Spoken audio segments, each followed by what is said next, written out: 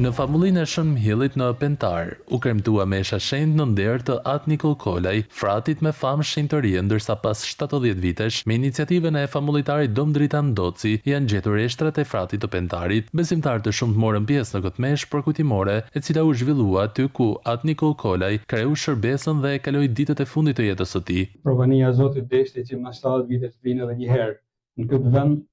Huaj është përkushtuar mishe me shpirte që e bani të famshëm Pentarin, besoj si kur ma parë me shërbesin e tij bëritore. Kurresht jam shtyni me mlall disa informacione, e nër këto informacione rreth 40 vjet deri tash, por janë edhe një 10 në listë për të pyet paktën.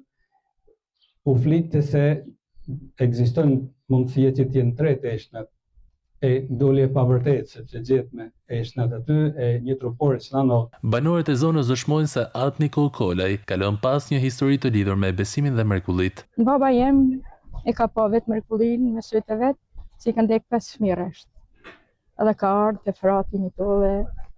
Ka kena një moment hirit edhe gëzimit me na falat një vëlla që kena. E sot jena edhe 2 motra.